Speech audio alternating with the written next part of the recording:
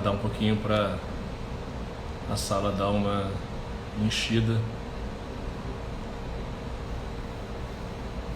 e a gente começar o nosso papo aqui.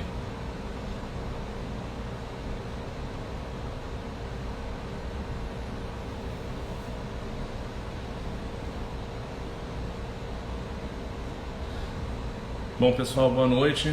Já vou começar aqui as apresentações. Meu nome é Rafael Teixeira, eu sou jornalista, crítico de teatro, sou jurado do Prêmio Gran Rio de Teatro.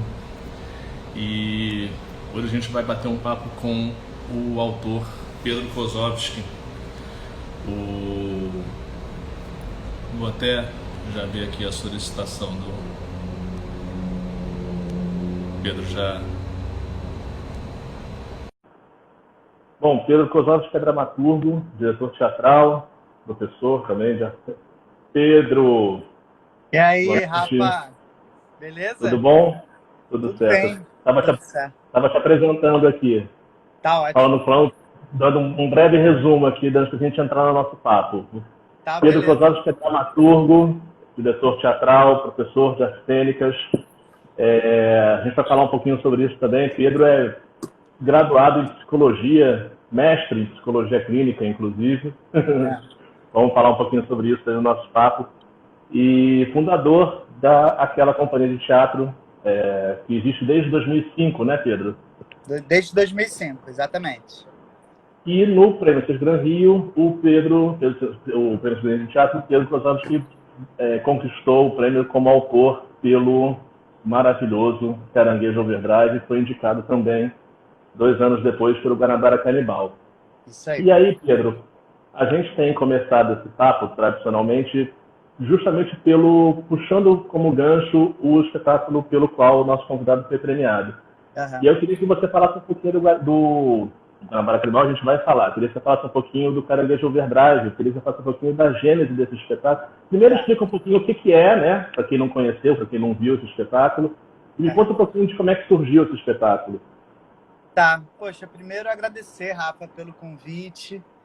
Agradecer a Gran Rio aí, que faz um trabalho super importante aí, né, para educação, para cultura.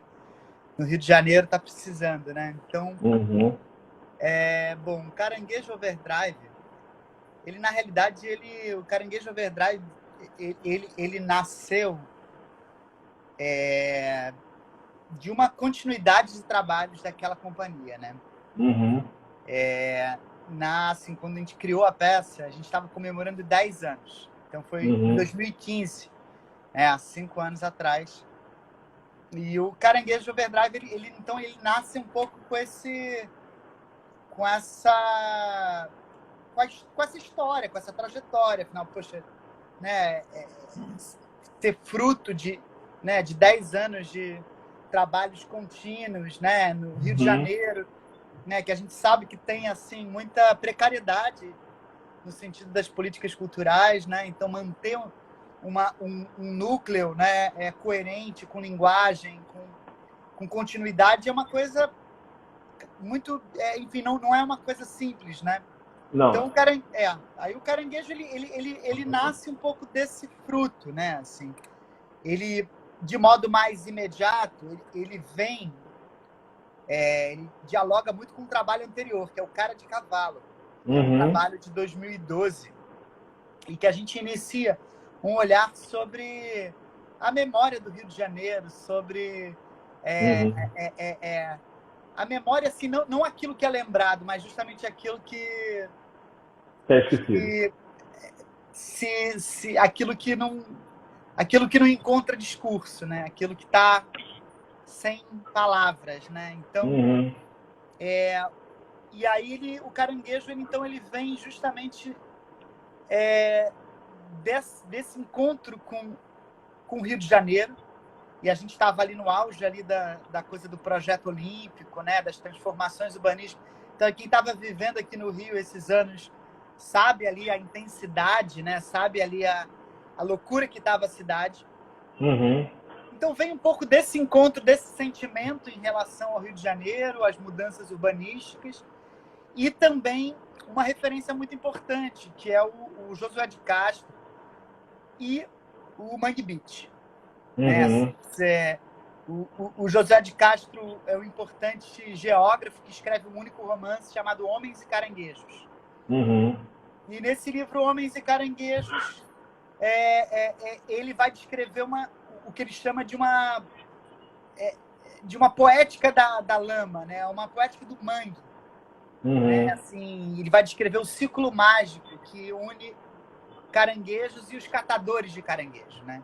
Uhum. E aí isso é um estopim para todo o pessoal, anos depois do Mangue Beach, né? Criar todo o movimento Mangue Beach em Recife e todo aquele lance do caranguejo sem cérebro, né? Do Chico Sainz, Prédio 04. E aí essas referências chegam até a gente através do Maurício Chiari, que é um baterista e músico, diretor musical, que há anos, né, é um parceiro constante dos trabalhos. E aí ele propõe da gente fazer algo a partir dessas referências, do Josué, do Mangue Beach. E aí o primeiro problema é, poxa, mas né, nós é tão Recife isso, né? Isso fala tanto de um lugar, né?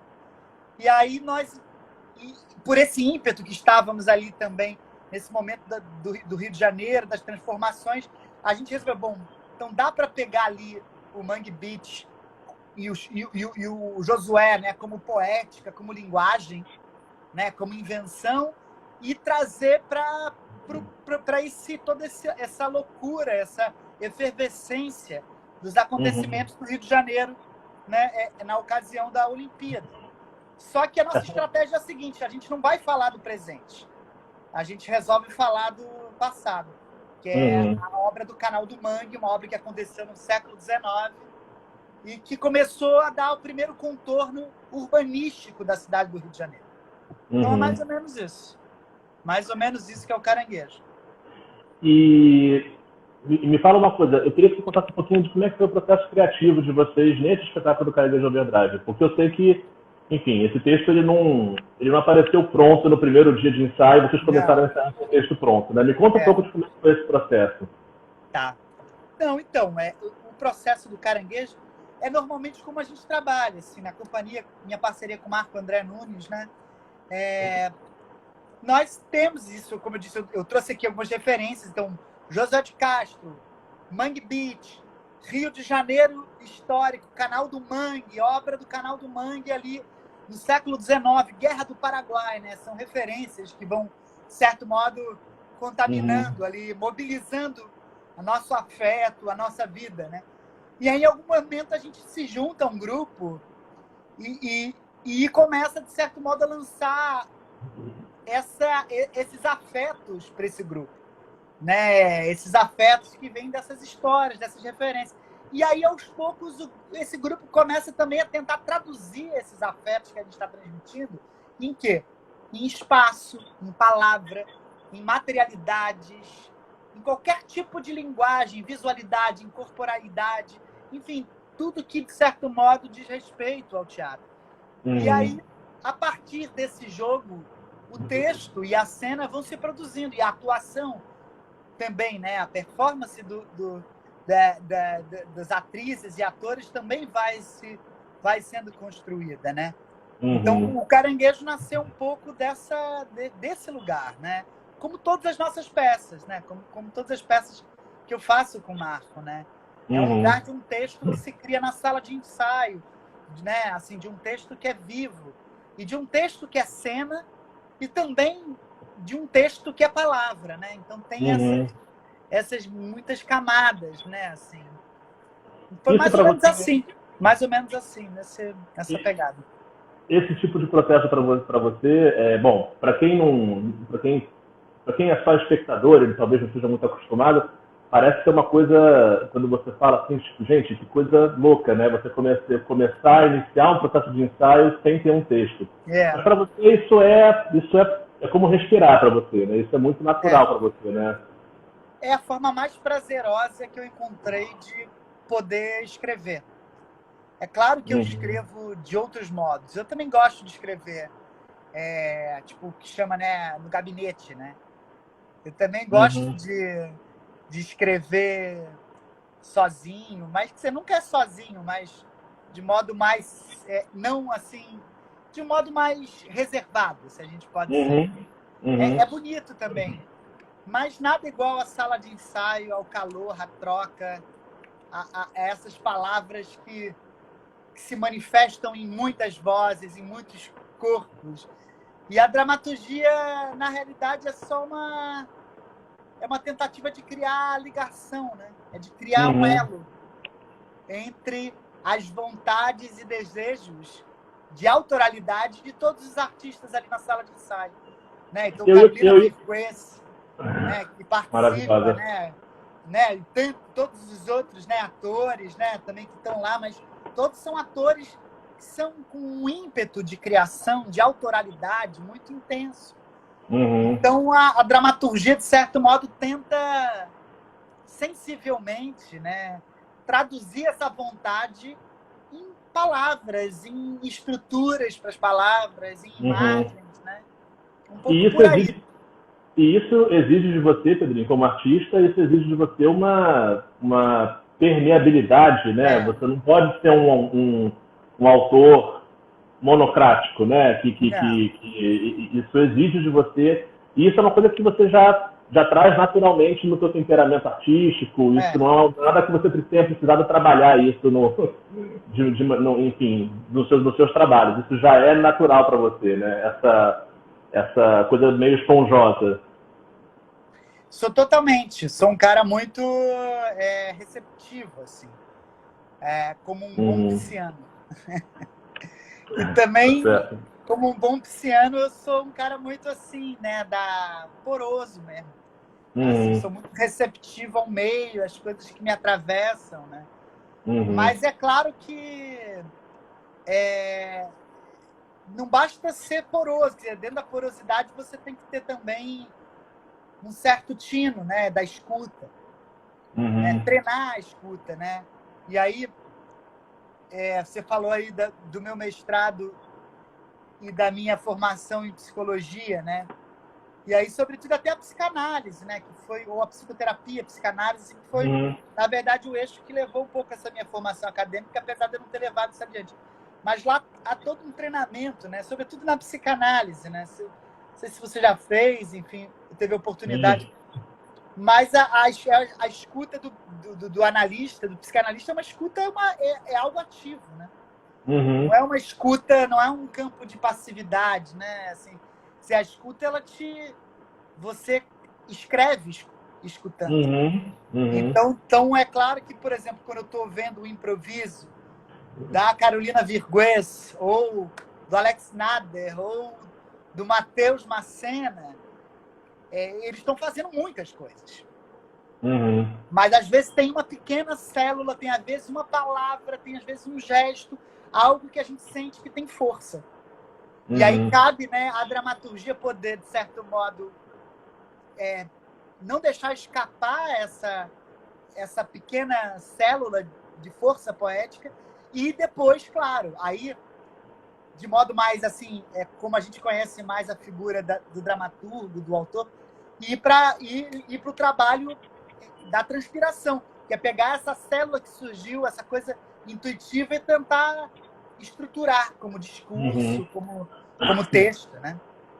Então tem essas duas coisas, tem as duas coisas. É muito prazeroso poder estar junto, né? Hoje, então, que a gente está isolado é o que mais, né?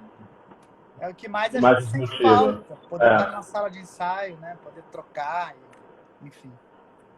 E, Pedro, eu queria falar sobre dois aspectos do Caranguejo Overdrive. São muitos. A gente poderia ficar aqui 5 lives falando do Caranguejo Overdrive, mas tem dois aspectos que eu queria abordar porque eu acho que são muito, para quem assistiu, chamam muita atenção, né? Um é a cenografia. Aquela cenografia, enfim, que você...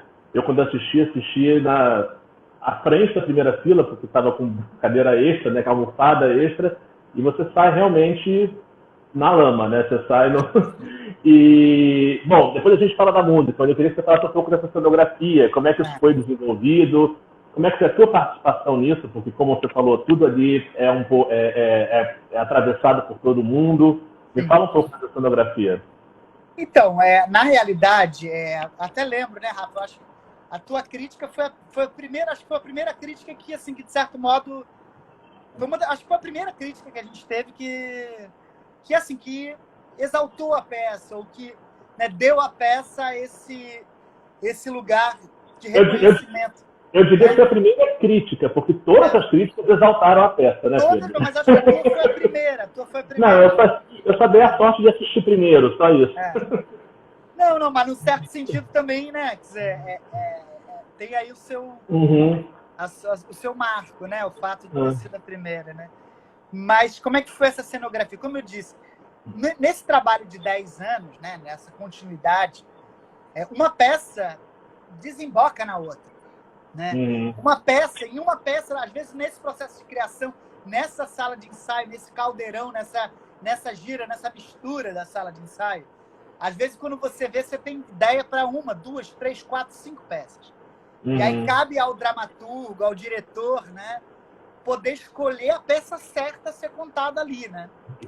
E salvar muitas vezes outras peças para botar no stand-by para poder jogar para frente.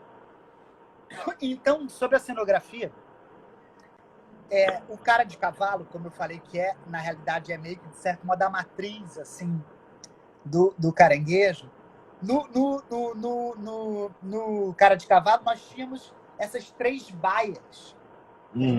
São 3 caixas. Como aquelas caixas do Caranguejo, só que não na horizontal, na vertical, né? Na profundidade do espaço. Né? E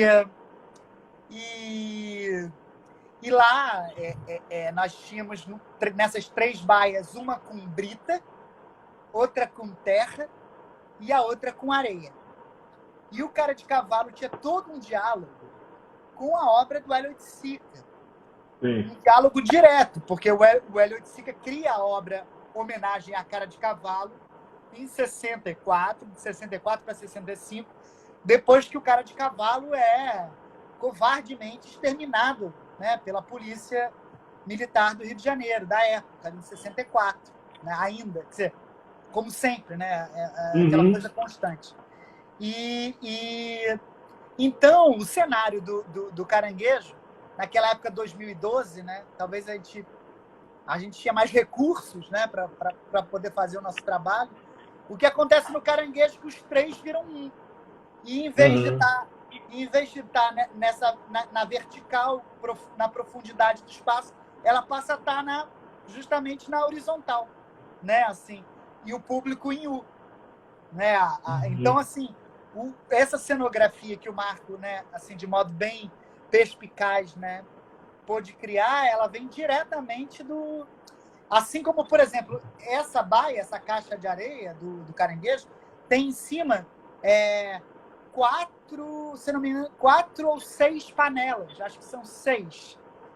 São aquelas luminárias meio panelas, né? Assim, de sinuca, e que são de outra peça, que é do Subverter, uma peça de 2006, né?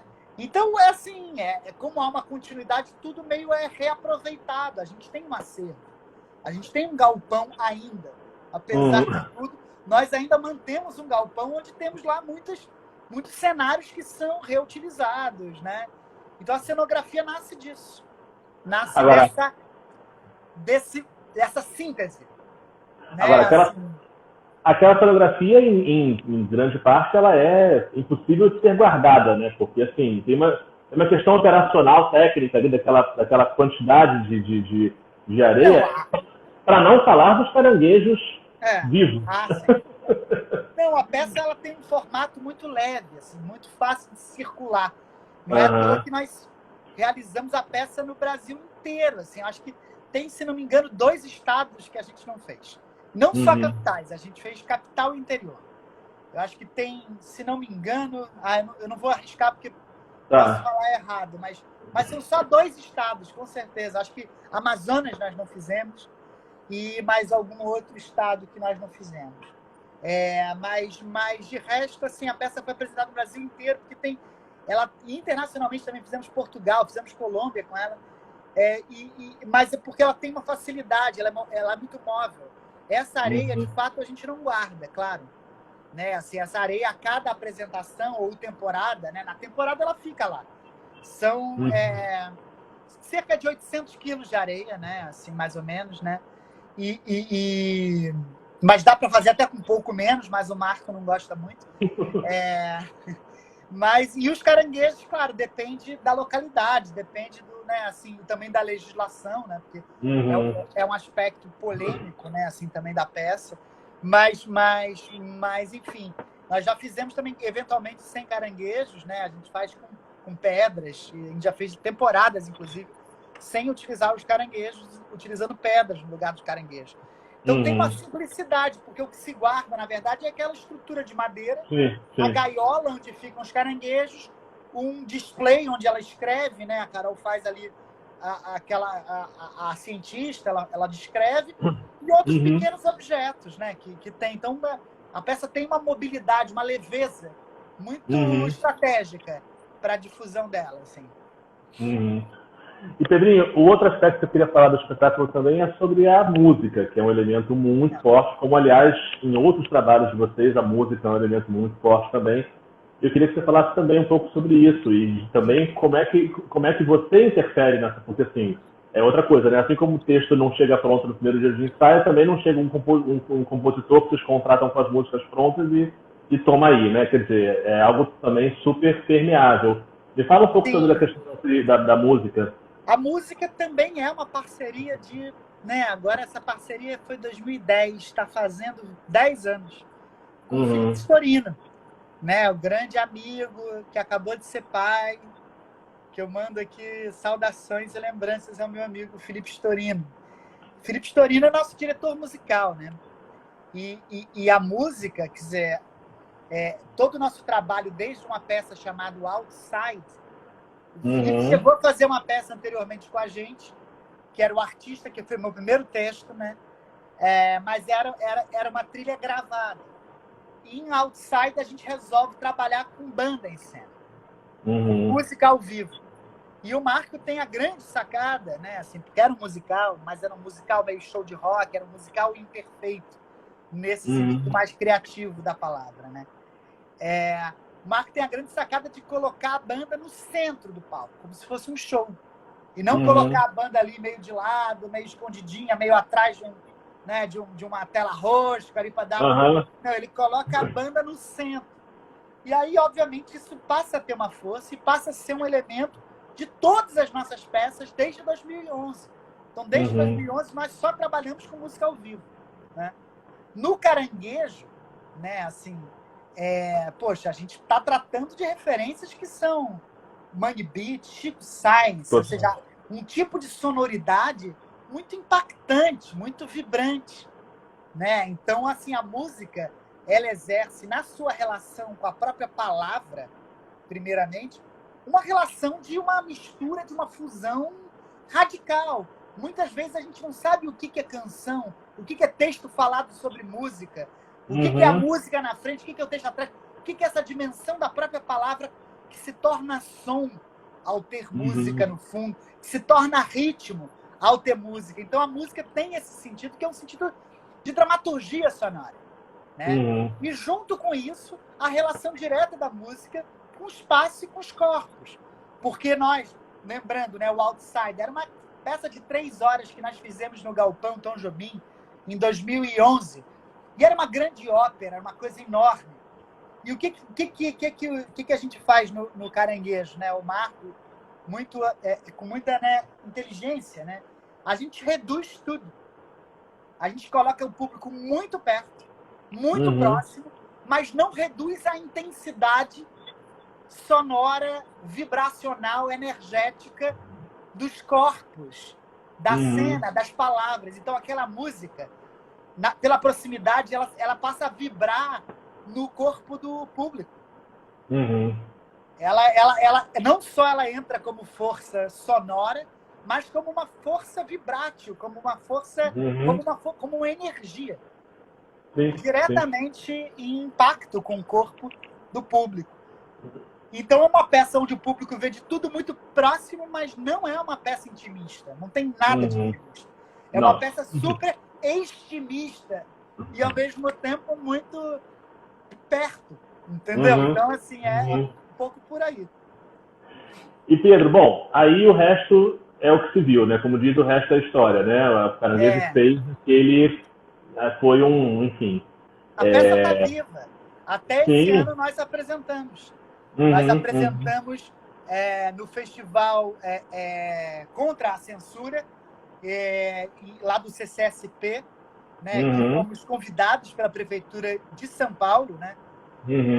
Para apresentar a peça, e também fomos convidados para a Prefeitura de Niterói, também num festival com esse sentido de, enfim, de afirmar, né, a liberdade de expressão diante desse momento terrível que a gente está vivendo. Né? Sim, sim.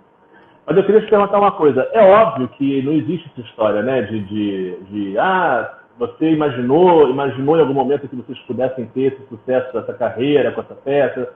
É muito difícil a gente imaginar. Todo mundo, o artista, quando trabalha, está fazendo o melhor que pode, sempre, mas não tem como a gente prever. Agora, eu queria saber de você se houve algum momento, depois da peça já ter estreado, que você, de repente, meio que caiu a ficha, assim, tipo, gente, acho que a gente tem aqui realmente alguma coisa que vai acontecer. Teve esse momento ou não há um momento específico? Não, como é que olha, é muito bom fazer uma peça que faz sucesso, né?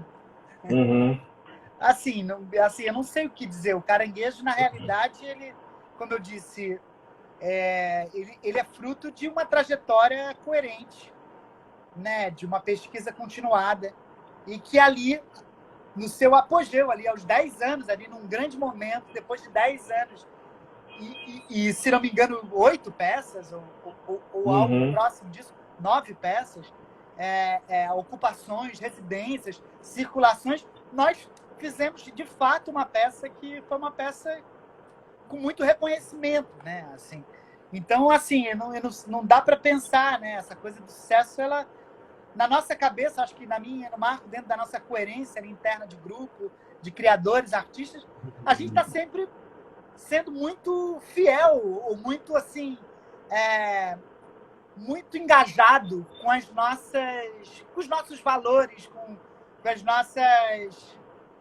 as nossas sensibilidades, com o que a gente quer, com as nossas, né, com o nosso desejo, né? Então é isso.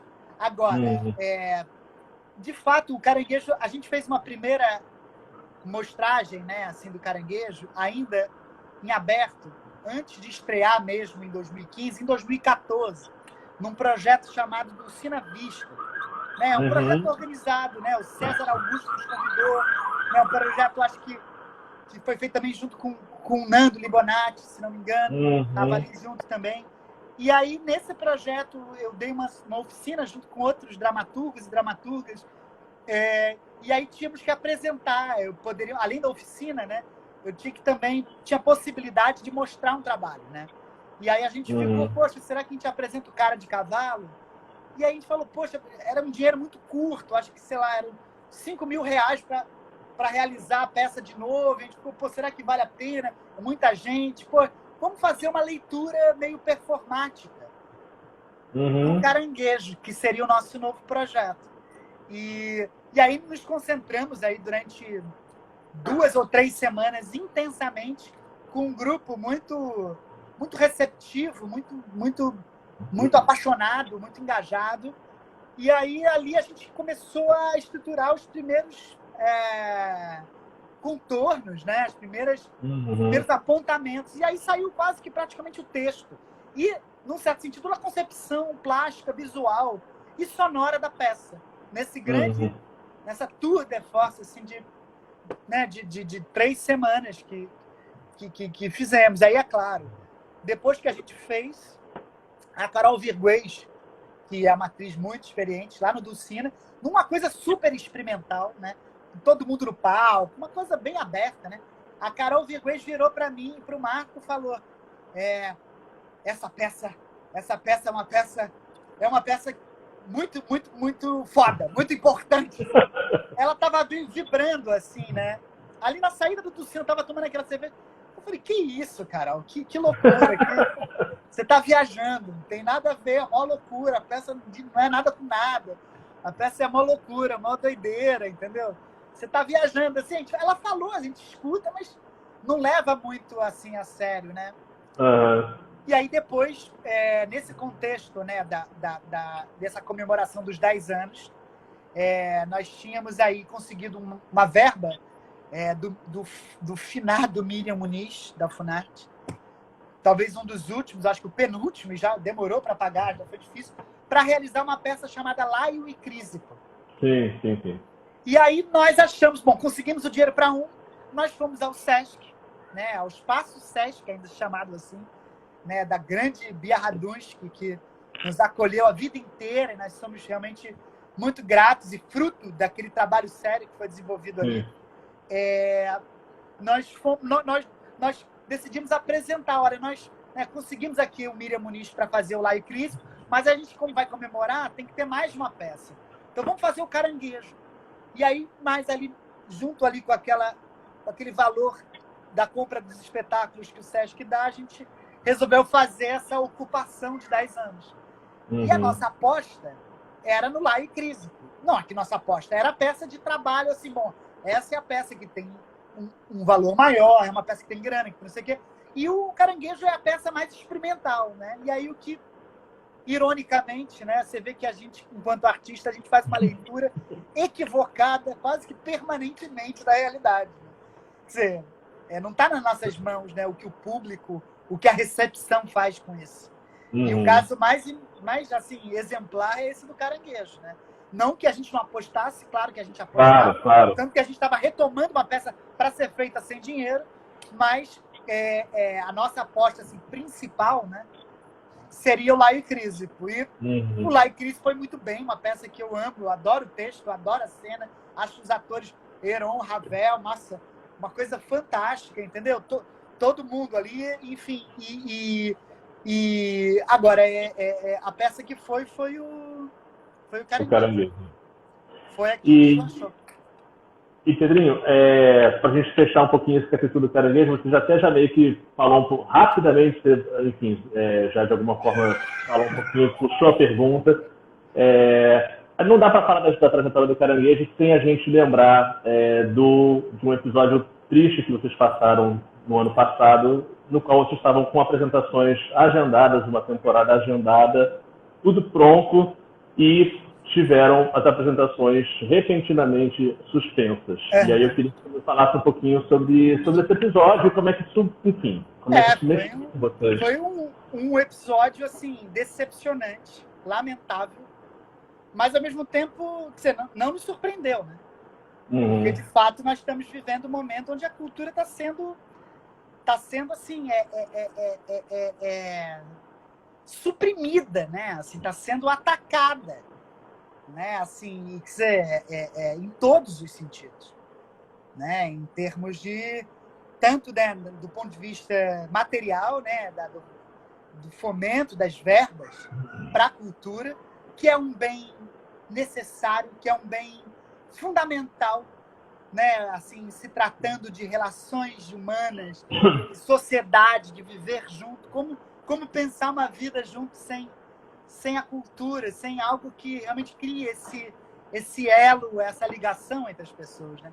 A cultura é isso, são os modos de vida, são os modos de imaginação, né? E um governo que desde o princípio, na realidade, sempre deixou isso muito exposto, né? Assim, no seu projeto de governo, a população em parte aderiu a isso e é isso que nós estamos vendo.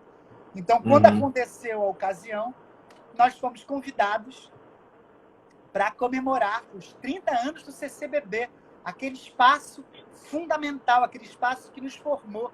Eu e a minha vida inteira, desde os 15 anos, eu ia, quando não tinha YouTube, quando não tinha registro de peça, eu ia para a videoteca do CCBB assistir os trabalhos, sei lá, do Gerald Thomas, do Jefferson Miranda, que eu não tinha visto ainda, ou, sei lá, entendeu? Da Bia Lessa, autor do Aderbal, assim, diretores, figuras fundamentais. O CCBB nos formou enquanto artista, e os artistas também construíram aquele espaço. Então, ficamos muito honrados para apresentar o Caranguejo Overdrive e o Guanabara Canibal. A gente estava junto com outras companhias, né, com mais 3 ou 4 companhias, e há uma semana, cerca de uma semana, nós tivemos nossa apresentação do Caranguejo suspensa, né? Ironicamente, nós estávamos em cartaz com a peça, né? No mesmo momento onde essa suspensão aconteceu, a gente imediatamente falou com o curador, o Sérgio Saboia, que estava à frente da curadoria dessa mostra. Enfim, e não havia justificativa para esse cancelamento. Não havia justificativa. A gente já estava muito atento, né, a todos os casos que pipocavam e que ganhavam muita força da orientação desse novo governo em relação à censura, né, de certos conteúdos, de certas linguagens, né, assim, em muitos casos no teatro já estavam aparecendo, surgindo, a gente ouvia nos corredores, o pessoal colocava na rede, e olha, e com a gente não foi diferente. Então, nesse contexto, que é importante ressaltar, é que assim, a questão da censura é um debate extremamente complexo. Quer dizer, a censura tem a ver com uma ideia de acesso aos bens culturais e produção, e também ao acesso aos meios de produção cultural. E num país desigual, extremamente desigual e violento como o Brasil, a questão da censura está aí, o debate. Mas é claro que o que aconteceu agora, e não sou eu que estou dizendo isso, porque nós fizemos uma denúncia no Ministério Público, nesse momento, né, assim, que estava tudo um momento assim, estranho, essas diretrizes de orientação, de dirigismo, né, assim, de um valor de verbas e instituições que são públicas, que foram construídas com os artistas, né? Nós fizemos a denúncia e o Ministério Público investigou, fez lá todos os seus procedimentos e concluiu o que me parece, desde o princípio, óbvio, de que houve censura. E uma ação está sendo movida agora contra a União. E, obviamente, né, contra a União e contra o CCBB. Né? Assim, então, assim, para quê? Né? Isso que é importante reforçar. Né? Assim, o que a gente quer com isso? O que diz a ação do Ministério Público, que concluiu que houve censura? A gente quer, como reparação, poder apresentar a peça lá. Simplesmente isso. Então, tem um sentido que é simbólico. Né? Assim, um sentido muito importante. Enfim, a gente não pode aguentar, enquanto artista, nós que construímos o CCBB, por exemplo, ou outros tantos, né? ou a vida cultural, ou a vida teatral há décadas, não só eu, quando eu falo eu estou falando de gerações, né? Nós não podemos aguentar de cabeça baixa o autoritarismo. A gente não pode baixar a cabeça para o autoritarismo. A gente não pode. A gente tem que saber o valor do nosso trabalho, o valor da nossa profissão, o sentido social, o sentido, né, concreto da nossa profissão. Então, diante disso, eu acho um exemplar o que está acontecendo. Eu acho muito importante que se abra esse debate, né, sobre essas questões históricas mais complexas da censura, mas também o sentido da censura dentro desse novo governo, que é um governo marcadamente autoritário. Foi eleito democraticamente, ainda que, né, daquele modo questionável, com as questões das fake news, com todo um tipo de agenciamento das redes sociais, mas, enfim, ao mesmo tempo, nós, enquanto artistas, temos que marcar o nosso lugar. A gente não pode se submeter e baixar a cabeça. Né? Então, assim, e o Ministério Público provou ali, está demonstrando que tínhamos razão. E agora isso vai ao juízo. Né? Então, assim, o que a gente vai refazer a peça lá? E, obviamente, quando a gente tem uma peça que é cancelada subitamente, sem justificativa, com pelo menos de 10 a 15 profissionais que estão esperando receber um valor, que estão que pegaram da sua agenda, que reservaram tempo na sua agenda para ensaiar, para apresentar, e isso subitamente é cancelado, o que é isso? Né? Assim, isso é revoltante. É algo assim, que indigna, assim, porque assim, parece que não é sério. Né? Assim, as pessoas têm vida, as pessoas têm famílias, as pessoas... Assim, a cultura gera valores não só para os artistas, para toda a sociedade que está envolvida, para todo mundo que cerca, os restaurantes que estão nos entornos dos centros culturais, né? O vendedor ambulante que vende lá a sua cervejinha, que vende a sua pipoca. Então, assim, o que mobiliza, a sociedade precisa, de certo modo, a gente precisa entender isso junto com a sociedade, que é o valor material que a cultura tem e que deve ser respeitado. E nós não fomos respeitados. Nós fomos desrespeitados e isso está indo ao juízo. E aí vamos ver. Né? Assim, mas enquanto artistas, nós fizemos o que sempre foi marcado na nossa trajetória artística. Coerência. Temos que ser coerentes. Ninguém vai baixar a cabeça para desmando e arbitrariedade. Entendeu? Então foi isso. Lamentável, infeliz. E o CCBB manchou os seus 30 anos nessa comemoração infeliz. É uma pena, eu lamento. Né? E é claro que essa ação não tem nada contra o CCBB. Mas o CCBB está submetido a certas ordens que vêm desse governo. Então, assim, o governo não está sabendo gerir, esse governo está dando valor para um espaço histórico como o CCBB tem. Né? Então, assim, é uma pena. É assim, é uma pena não. É revoltante. Né? E nós estamos lá marcando a nossa posição enquanto cidadão, né? Não só enquanto artistas, mas enquanto cidadão. Né? Basicamente é isso. Essa é a situação. Né? Pedro, eu queria falar, vamos voltar para uma coisa boa agora, né? Já que a gente está... eu queria que você falasse um pouquinho sobre como é que é a tua... Enfim, não só no Caranguejo, mas de uma maneira... Enfim, vocês estão aí desde 2005 em atividades, são muitos espetáculos. Eu queria que você falasse um pouquinho da tua parceria com o Marco André Nunes, o diretor da companhia. Como é que é essa troca? Você é um pouco diretor... Enfim, não ousaria dizer que você dirige as peças, mas ele é um pouco autor também, você é um pouco diretor também. Como é que se dá essa troca entre vocês? O Marco André é um amor, né? Assim, é um caso de uma paixão, é um companheiro, é um amigo, é um cara que é o meu melhor amigo, é um cara que é um irmão, né? Assim, a gente se conhece há muito tempo. Nosso lugar, a gente se encontrou no tablado pela primeira vez, eu devia ter, sei lá, 7, 8 anos.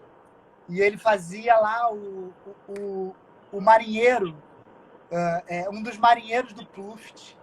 Então, assim, a gente se conhece, a gente é irmão, né? Então, assim, como é que é essa função, né? Na companhia, eu trabalho como diretor também, mas não na companhia.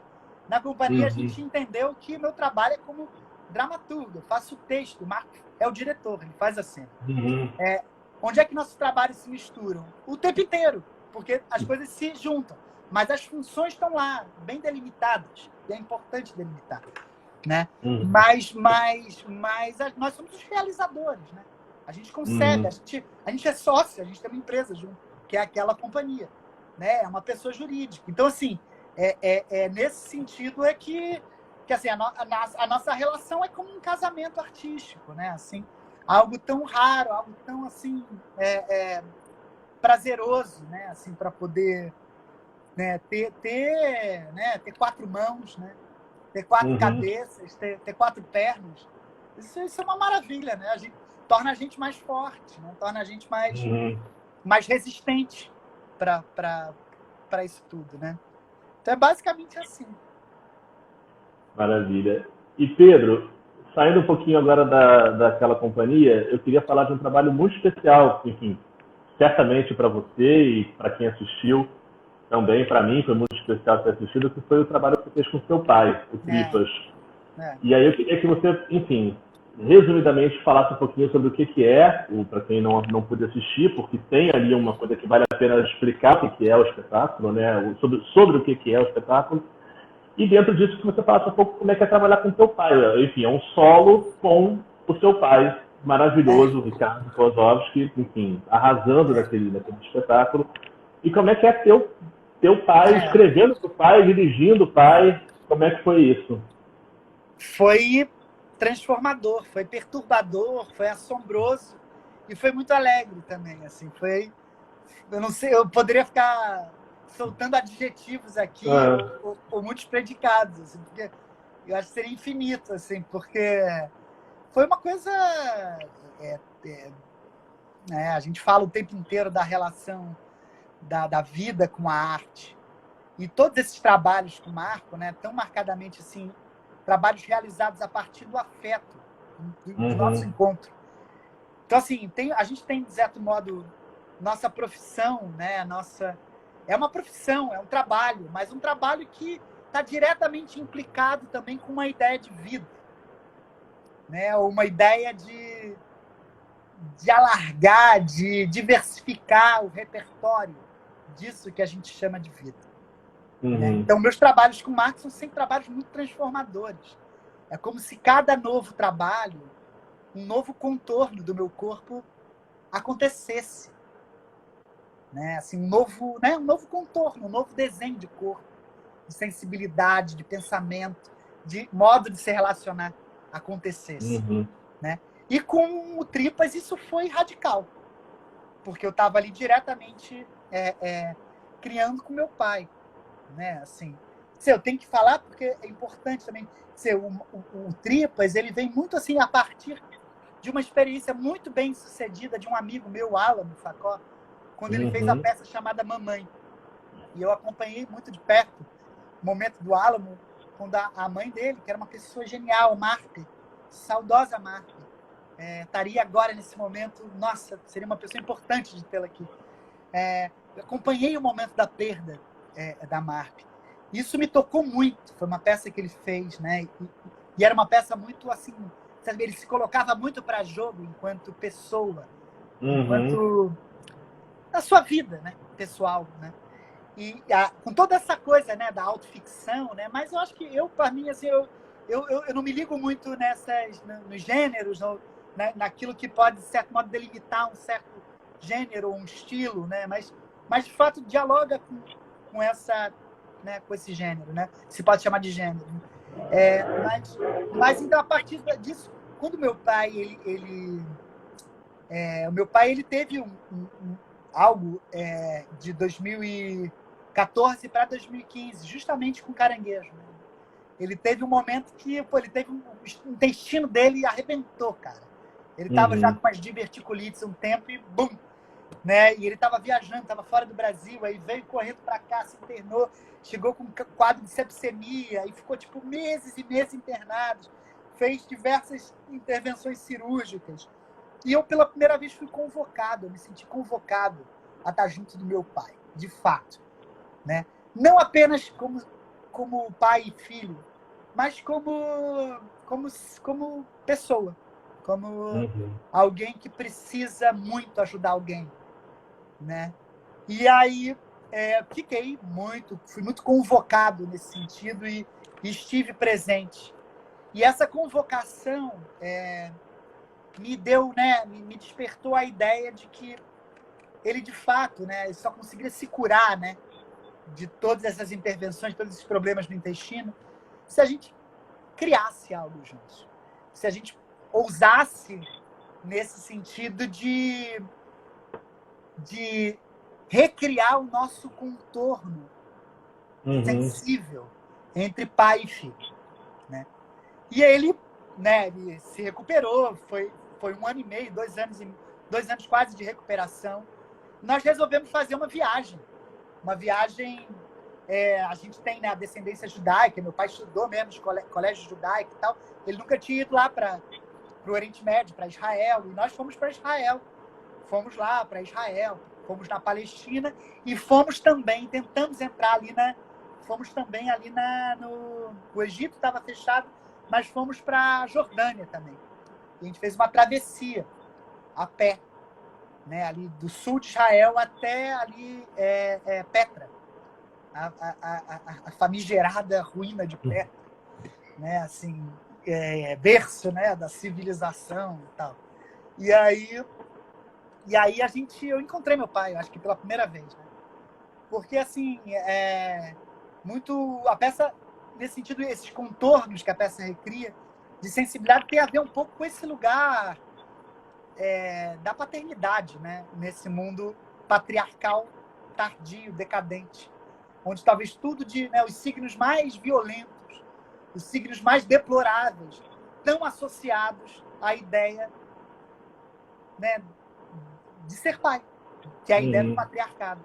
Então parece que, do ponto de vista da poética, ou seja, de uma ruptura inventiva, a paternidade ela está presa enquanto norma, enquanto, né, submissão, né, dos outros agentes. Então a peça tenta explorar ou tenta investigar um pouco isso. O que é ser pai, para além de, enfim, sem contar os pais que são totalmente ausentes, que são, né, são os casos mais, né, comuns, assim, né? E ausente, porque não tem poética, não tem invenção. Então, ninguém quer se submeter, porque você também... Enfim, é uma coisa complexa. E lá no Tripas, a gente tentou, de certo modo, repensar um pouco esse encontro de pai e filho, porque eu também tenho um filho, o Antônio, na época, também tinha nascido há pouco tempo. Então, também estava começando a ser pai e me deparando com todos esses conflitos, que são conflitos estruturais, né? Por mais que eu seja uma boa pessoa e eu tento ser, essas estruturas estão aí.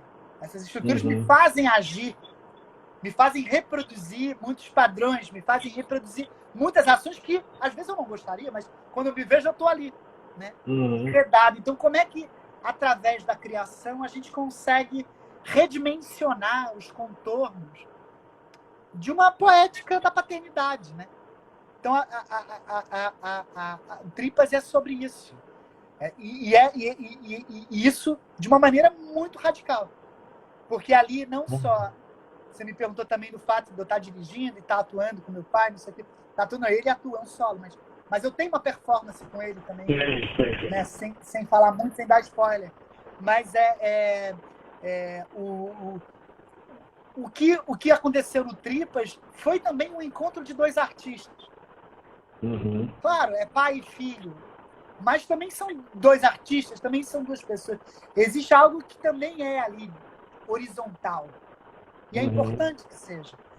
Talvez fosse esse exercício de um papo mais reto, de uma coisa mais direta, de um afeto menos mascarado, de um afeto menos normatizado, menos engessado, entende?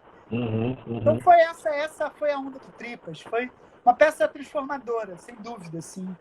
A gente também realizou ela na pandemia, assim, quando deu esse corte da pandemia, né? Foi 20 e poucos de março, né? Eu acho, alguma coisa assim. 15 no domingo. De março. Então, na sexta-feira nós estávamos indo para São Paulo apresentar o Tripas no Farofa, que é uma mostra independente lá da BIT de São Paulo.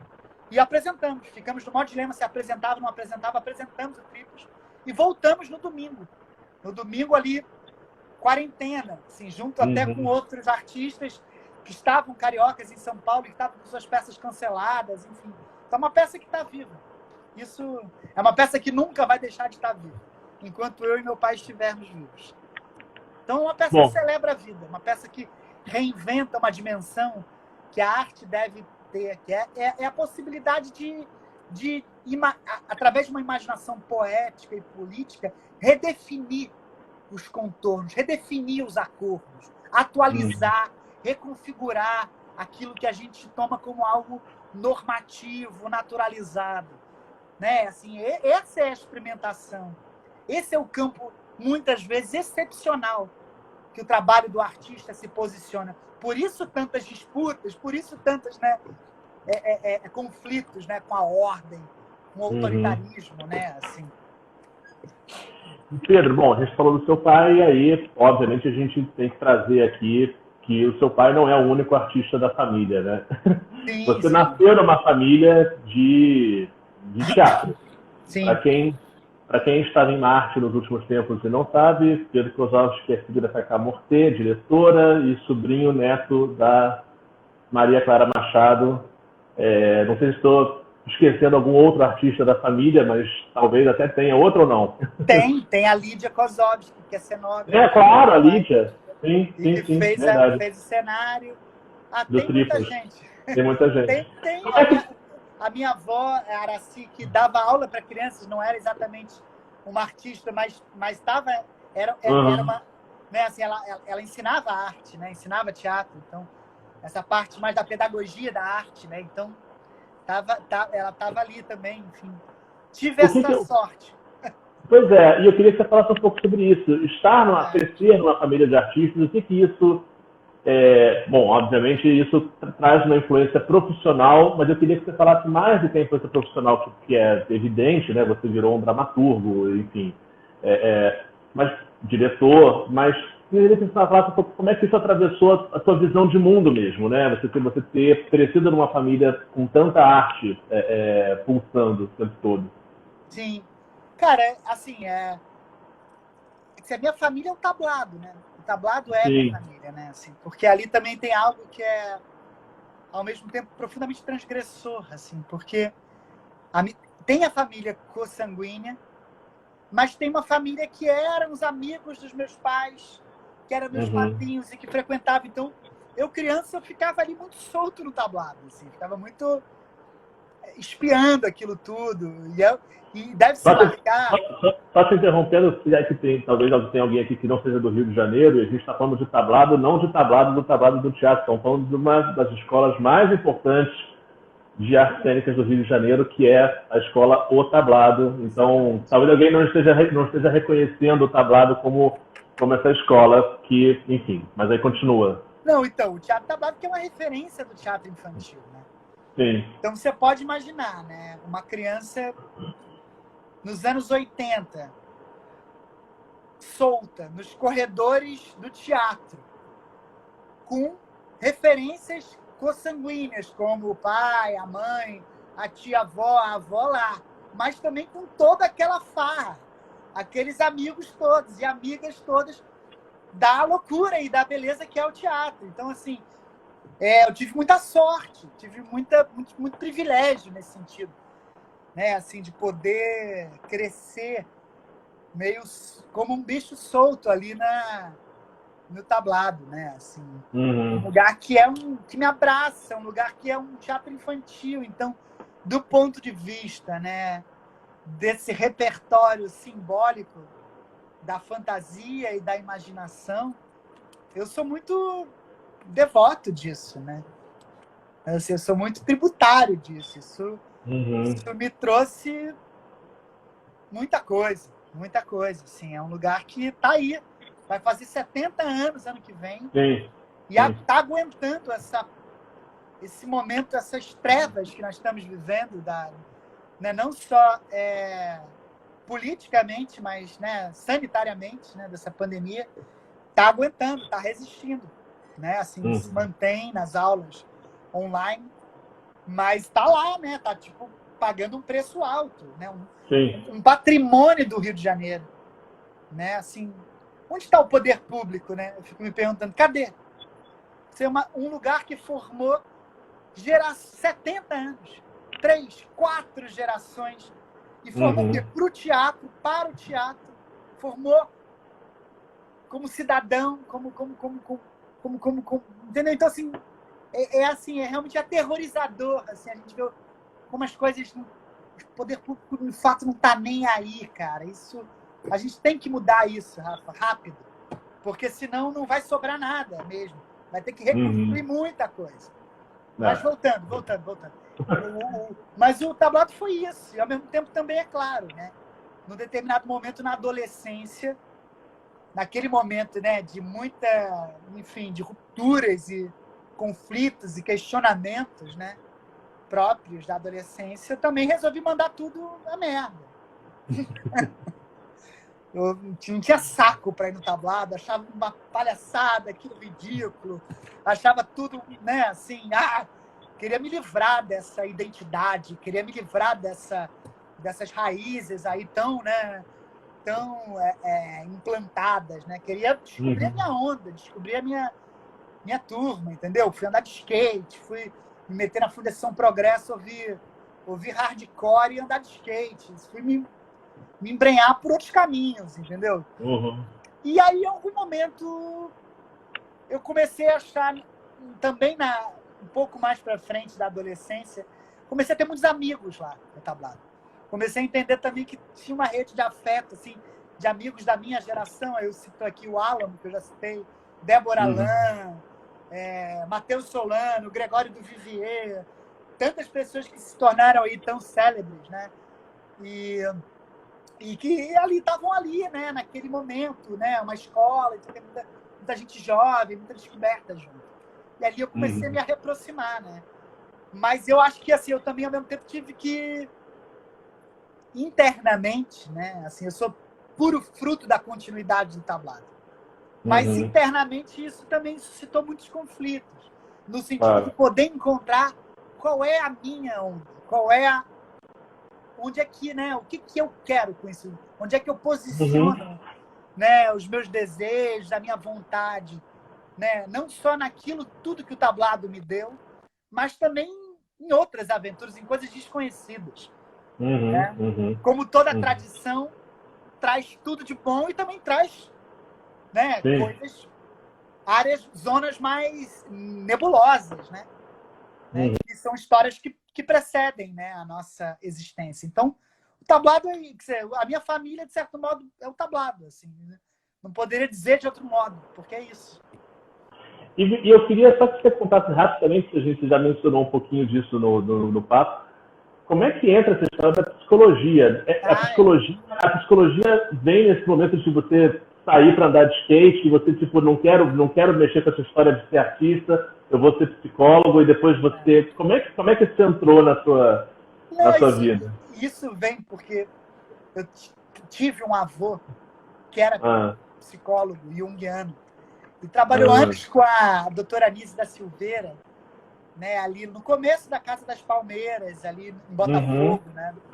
Enfim, que era um momento de vanguarda, né, onde todos os CAPS, tudo foi, né, estava sendo ali, depois, né, foi institucionalizado, mas ali eu estava experimentando essa relação livre e aberta com a loucura, né, com os clientes, como ela chamava, né, aqueles que estavam sofrendo porque tinha algum tipo de né, perturbação, algum tipo de sofrimento psíquico, né?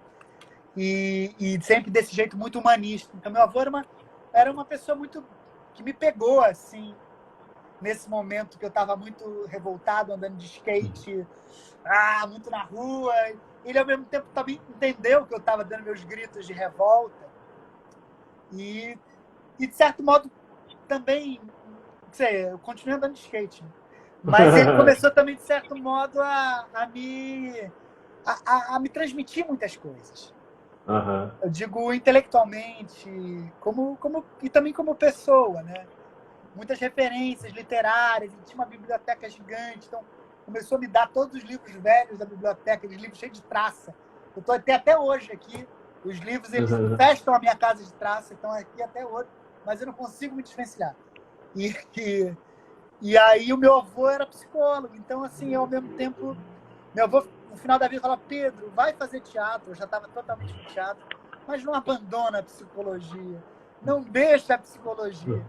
E eu acabei deixando a psicologia, essa é a verdade. Eu acabei deixando ela, mas ela me deu uma formação muito interessante do ponto de vista assim das leituras, de referências, intelectualmente, assim, e também porque eu tive que, para me formar, eu fiz o estágio, eu cliniquei, né? Eu fiz psicoterapia, né? Eu tive ali do outro lado, né? Dos clientes, pacientes, né? Então, eu fui péssimo. Eu tive certeza que eu não nasci para isso, que eu não teria condição para trabalhar com algo parecido com isso. Mas, ao mesmo tempo, talvez a psicologia tenha deixado para mim um sentido de estar atento aos afetos. Você mencionou isso no nosso papo, né? De estar aberto à escuta e estar uma escuta ativa, né? Uma escuta que não seja uma escuta de uma saúde criativa, que é importante a gente ter na nossa vida, né? Assim, nem sei se o termo saúde criativa, mas um termo talvez de invenção, de encantamento, talvez seja a boa palavra, de encantamento com a vida. Né? A psicologia, aquilo que eu li, que eu pude experimentar lá, me trouxe muito esse sentido do encantamento com a vida. Né? Isso Pedro, no teatro, né? a psicologia, que foi uma carreira que você deixou de lado, eu queria te perguntar se a carreira porque você tem muitos trabalhos, enfim, mesmo quando você lá no teatro infantil, no trabalho como ator. Isso é uma coisa que você... Porque é muito tempo que você não atua, né? Faz tempo. Bom, tirando esse momento performático no Tripas, que não vamos dar spoiler, mas como com um papel numa peça, faz muito tempo que você não está, né? Você desistiu assim, de eu ser ator? honestamente, eu respeito muito a profissão do ator, da atriz, sabe? Eu tenho um profundo respeito, assim, porque na realidade eu tô lá, escrevo texto, Marco faz a cena, mas quem tá ali nessa dimensão do encantamento, né, como o cavalo incorporando, encarnando todas essas autorias, todas essas vontades, são os atores, as atrizes, né? Então, eu tenho assim, mais do que respeito, eu tenho assim, uma reverência pelas atrizes, pelos atores, né? Então, assim, eu diante disso, assim, eu jamais poderia ser um ator, porque o ator tem que ter um treinamento, ele tem que ter uma vida pulsante nesse sentido, né? Do ator. E é claro que há muitos tipos de atores, né? Há atores que são exímios intérpretes. Há atores que despontam não só como intérpretes, mas também no sentido, né? No sentido de artistas mais ampliados, no sentido mais autorais. Né? Então, assim, há muitos tipos de atores. Mas eu sinto que eu precisaria ter, em algum momento ali na minha vida, eu escolhi não ser. Entendi. Mas eu acho que por ter muita reverência aos atores. Sim, claro. Por ter muito respeito. Assim, eu achei que eu seria um ator meio... Sempre muito... enfim, não sei. Não sei nem dizer. Não teria o treinamento, o rigor, talvez, necessário para ser um ator, uma atriz, sabe? E acho que também a vida profissional dos atores e atrizes é extremamente complexa. A do dramaturgo é bom. É precária, assim, uma precariedade absurda. Assim, porque eu sou professor, eu sou dramaturgo, sou diretor, né? Assim, enfim. Mas eu tenho que me desdobrar. Né, dou aulas, faço muitas oficinas, dou aula na PUC, dou aula no tablado, enfim, para poder, né, levar uma vida. Mas os atores e atrizes têm uma vida talvez ainda mais complexa, do ponto de vista da relação com a imagem, do ponto de vista com a realidade mercantil, né, da grana, da realidade em relação a uma certa exigência da imagem que pode ser perturbadora. Por isso que eu tenho tanto respeito, assim. Realmente são pessoas, assim, são entidades, mesmo, são sacerdotes mesmo. E Pedro, você falou aí do seu trabalho como professor, e eu queria que você tentasse dizer pra gente como é que a tua atividade de professor atravessa o teu trabalho de autor e de diretor, porque, enfim, não que o diretor deva ter a pretensão de ensinar o ator que ele está dirigindo a fazer qualquer coisa, mas de alguma forma eu imagino que essas coisas se atravessam, né? E eu queria saber como é que isso se atravessa para você, no teu trabalho. Como eu disse, assim, eu cresci no tablado, né? Que é uma escola e ao mesmo tempo também é um lugar de repertório do teatro infantil, né? Então, para mim, eu não consigo desvencilhar o teatro ou qualquer criação de um sentido também, né? Mas não somente, mas de um sentido pedagógico. Né? O teatro, a arte, a educação, é algo que é importante separar, mas também, ao mesmo tempo, é importante juntar. Entende? Assim, no meu caso, eu penso essa questão enfim, como professor, né? Como docente, como um trabalho de base. Como um trabalho de base, assim. No meu movimento, eu trabalho com quem está começando ou está chegando nesse mundo é criar base. E isso, ao mesmo tempo, né? Porque também volta, né? Isso é o que eu dou. Sim, sim. O que volta é esse trabalho com a juventude, que é algo para um artista entusiasmante. É algo em permanente desconstrução e questionamento, em ser colocado contra a parede, em rever velhos hábitos, em rever velhos padrões, em estar aberto para jogo e mesmo, ainda que, muitas vezes, para o erro, porque os professores também erram, né?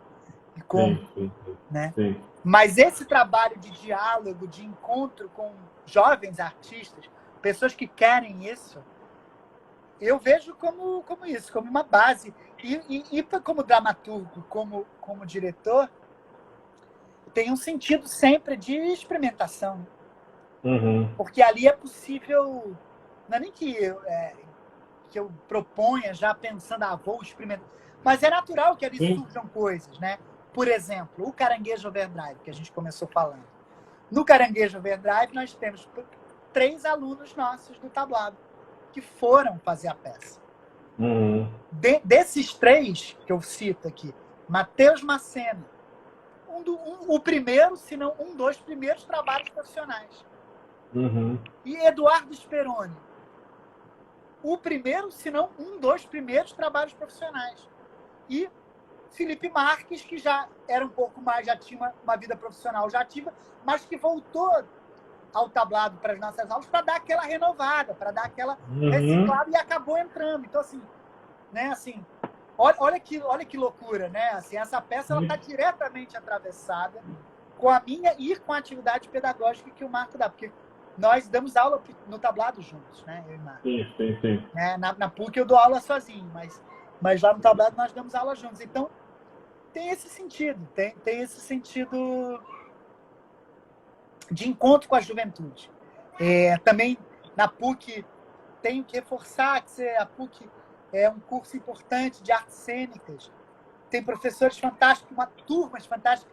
Você, apesar de ser uma universidade privada, assim, há uma quantidade enorme de bolsistas no curso de artes cênicas, o que cria num panorama da turma uma turma muito diversa de diferentes territórios do Rio de Janeiro. Um encontro muito instigante do ponto de vista artístico, do ponto de vista pedagógico. Então, assim, eu sinto que dar aulas é construir chão, é construir base, é como o pessoal da agrofloresta fala, e eu estou muito encantado com a agrofloresta, é o manejo. Então, assim, dar aula é fazer um manejo da terra. Entende? A terra está lá. Ela se reorganiza, ela se reequilibra de acordo com a tua intervenção. Né? Sim. Então, numa negociação com aquele solo. Então, professor de arte é fazer manejo. É manejar o que está ali, em cada uma daqueles solos, que são os alunos e alunas. E, Pedro, bom, a gente está arrumando para o final do nosso papo, enfim, incrível. Já estou te agradecendo de antemão. Antes de fazer uma última pergunta aqui, para a gente fechar, para você falar um pouquinho de como é que tem sido essa quarentena para você. Bom, profissionalmente, você já falou um pouco aí, né? Você tem mantido as aulas online e tal, mas você tem conseguido criar, escrever, ou essa pandemia te veio como uma coisa assim também que deu um bloqueio criativo? Como é que está para você isso? Eu acho esse momento extremamente pesado. É um momento realmente de muita... Eu sinto esse momento como um momento... É um peso, mas ainda é mais difícil que um peso. É um momento hostil. É um momento de muita hostilidade. E não é fácil. Eu acho que o que está pela frente assim, é algo que vai exigir da gente muitos esforços, muita dedicação e muita força. Né?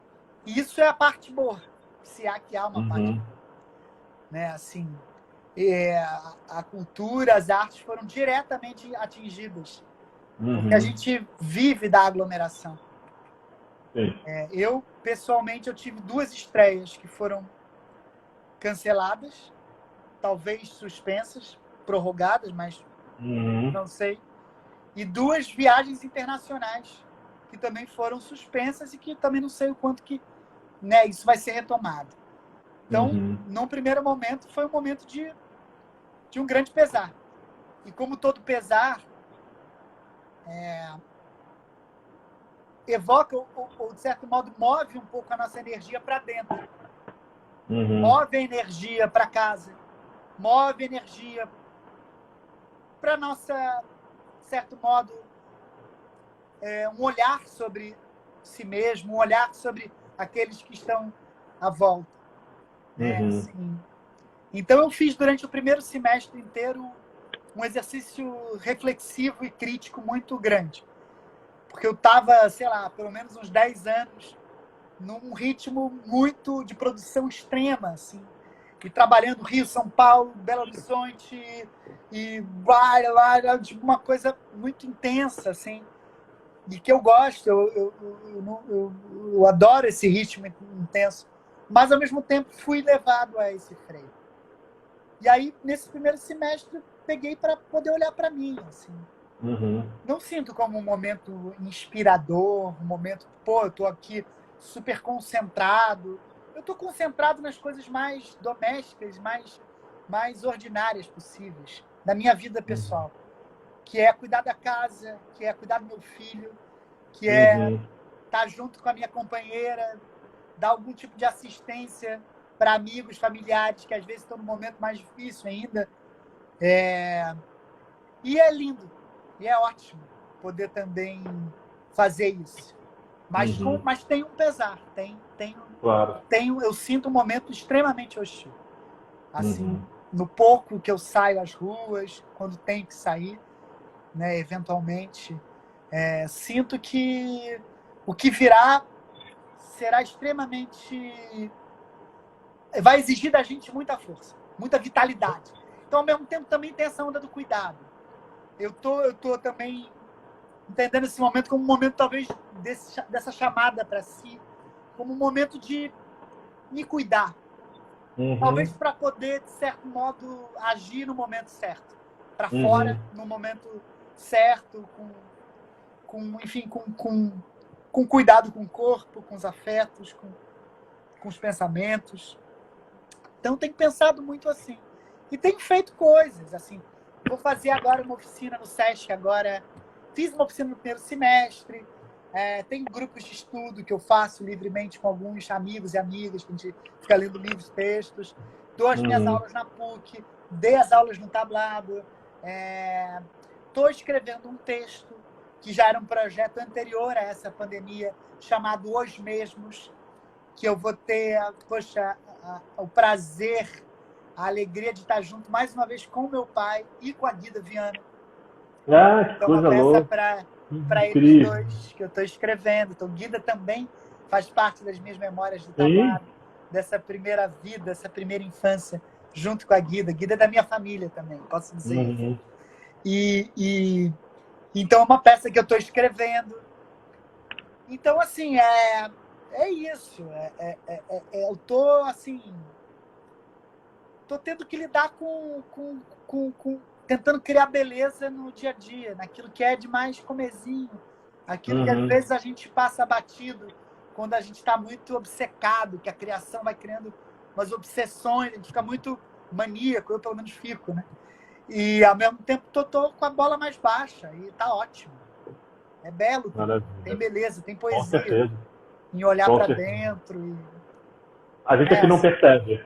A gente aqui não percebe, mas tem. Muito, muito. Então, filho é um aprendizado sobre isso, né? Assim, a gente sair um pouco do nosso ego, né? E de fato estar ali junto com amor, né? Então é isso, eu estou nesse movimento. Maravilha. Pedro, muito obrigado pelo papo. Foi ótimo. Te agradeço muito pela presença, pela disponibilidade, pela troca de ideias. Que a gente saia logo disso continue olhando para a beleza interior, que é da gente, do nosso círculo imediato, da nossa vida, mas que a gente consiga sair logo para se aglomerar também, né? Que está fazendo falta, né? Obrigadíssimo, tá? Eu que agradeço, Rafa, mas é sempre uma alegria aqui poder falar e mover essas emoções. E bom também te ver, porque, né, a gente acaba se afastando nesse momento, né? Se encontrava, então é muito bom poder Você com filho pequeno, eu com filho pequeno também, cada um com seu filho pequeno, agora Exatamente. Então... Bom prazer. É Agradeço prazer aí a oportunidade, o espaço para poder ser escutado. Valeu, Maravilha. amigo. Fica Boa bem noite. aí. Você também. Abração. Valeu. Valeu. Tchau.